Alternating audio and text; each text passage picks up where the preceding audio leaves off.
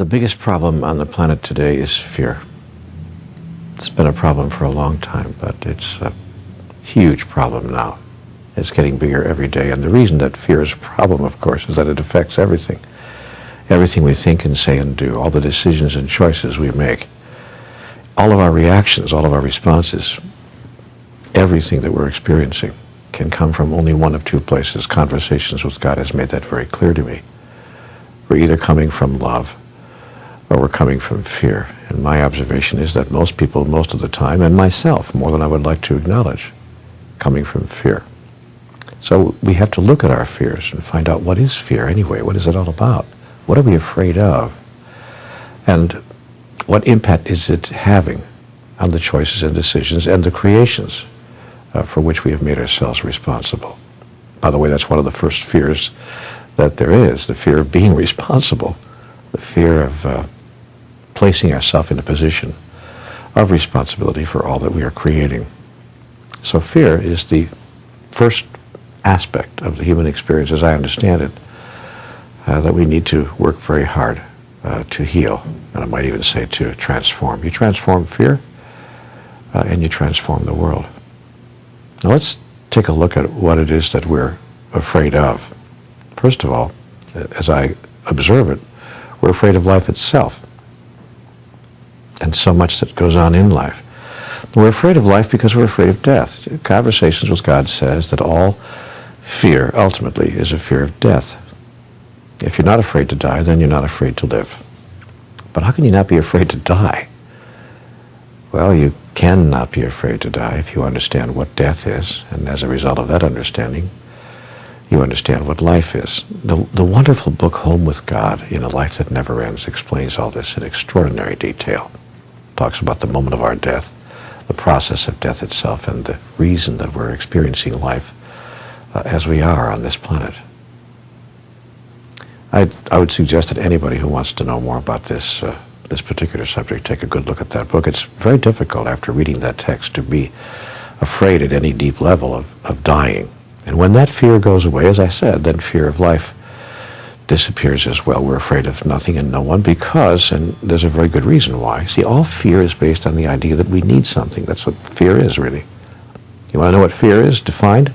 The definition of fear is the thought that we are not going to be able to have something we think we need. It's as simple as that. The person who doesn't need anything has no fear of anything. When I don't need anything from you, I don't fear you. When I don't even need my own life, in a sense, when I don't think that I need this particular version of life in this particular physical form, then I'm not afraid even if you kill me. Then I really don't need you for anything. I don't even need you to stop killing me. That creates true fearlessness, and most spiritual masters reside in that place, a place of utter fearlessness. So when I begin to look at my own fears and begin to feel them, and when I have an idea that my fears are starting to, how do I say this, overcome me, overpower me almost, paralyze me, because all of us have been paralyzed by fear at one time or another. Some of us more often than we'd like to admit. When I get into that place, I take a close look at, what do I think I need? What is it that I think that I need here? Because that's what it is. Fear is need announced. So I look at, what am I thinking that I need?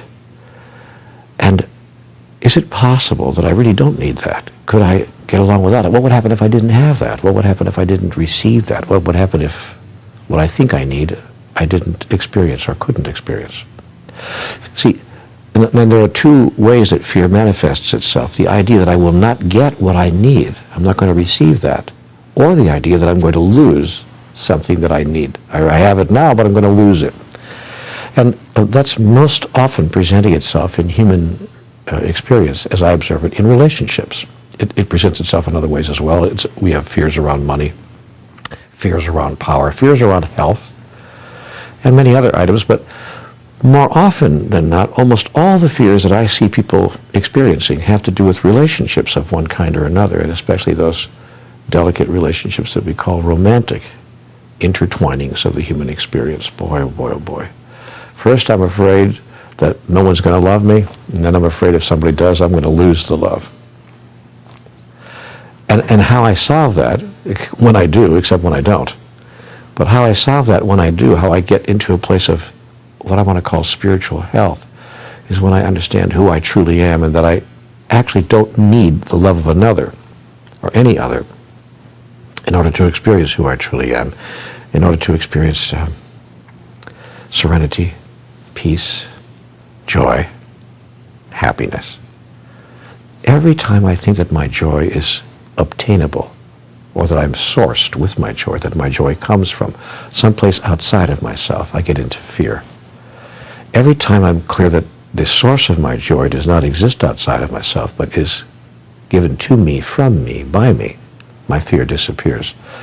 And here's the irony of that. I then become much more attractive to people, and what I was afraid of, that people would walk away from me, in fact, doesn't happen. The reverse happens. People are attracted to me, because all people are attracted to other people who are firm and strong, not arrogant, but aware, and reside deep inside of themselves, because nobody likes to be needed. Because if I feel that you need me so much, then my next fear will be I can't give you what you need, and that's why I'll lose you, you see. So people who present themselves to the world as serene and peaceful and joyful and innately happy, these are people we say are together, they have it together.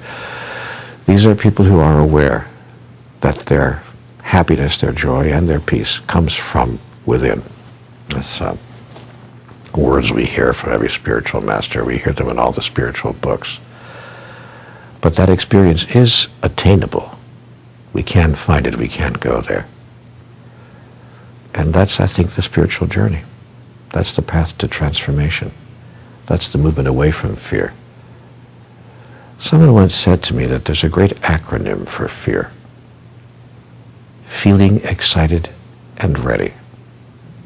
Oh, I love that. I had a great teacher say to me one time years ago, call your fears adventure.